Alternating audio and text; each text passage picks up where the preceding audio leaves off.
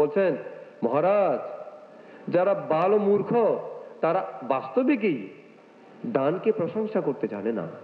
ওই যে গতবার বলছি, যেমন আনন্দ সৃষ্টি, দান দিও না, দান দিলে ধন শেষ হয়, মনে আছে না? তার ছেলেকে উপদেশ দিত যে প্রশংসা তারা তো করেই না, বরং দান না দিতে বলে, বেশি দিয়ে ফেলাইয়া ভাল্লার। কোনদিন আপনারা ভুলে বেশি দান দিয়ে ফেলাইয়া ভাল্লার বলবেন না। ধরেন আপনি একটা সঙ্গ দান দিলেন, আপনার বাজেট 500 টাকা, কিন্তু 500 টাকা চাইতে বেশি হয়তো 800 টাকা হয়ে গেল। তাই বলে তোমারে আই ন কই 500 টাকার মধ্যে রাখি পারলাই, এখন 800 গিলে দান করছো, কিলে শেষ করে দিও, আই ন জানি ভালোই তো নয়। এভাবে বাড়িতে পরিবারে যদি গরম হয়ে যান, আপনার দান সব ছাই হয়ে গেল। সুন্দর একটা কাপড় সেলাই করার পরে আগুনে আপনি পোড়াই দিলেন, একটা বাসা তৈরির পরে ভেঙে ফেললেন। ঠিক সেরকম কোনোদিন এরকম করবেন না।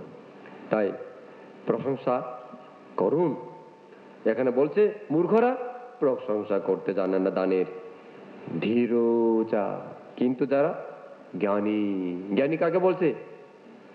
শুধু লৌকিক বিদ্যায় শিক্ষিত তাকে শুধু জ্ঞানী নয়, লৌকিক পারলৌকিক দুটোটাই জ্ঞান যাদের আছে। দান দিলে এই ফল হয়, যারা দানের কথা বিশ্বাস করে, দান ফলের কথা বিশ্বাস করে, স্বর্গ নরকের কথা বিশ্বাস করে জানে, তাই যারা দান দিতে চায় দান দেয়। যারা শীল পালন করে ভাবনা করে তারা ধীর, বুদ্ধিমান, জ্ঞানী। বুদ্ধ তাদেরকে বলেন জ্ঞানী। জ্ঞানীগণ দানাং, দানকে অনুমোদনামো, অনুমোদন করতে জানে, মানে দানকে স্বীকৃতি দিতে জানে, অনুমোদন করতে জানে। কিভাবে অনুমোদন?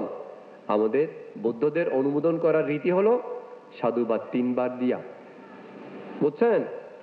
তাই সাধুবাদ দেয় কখন?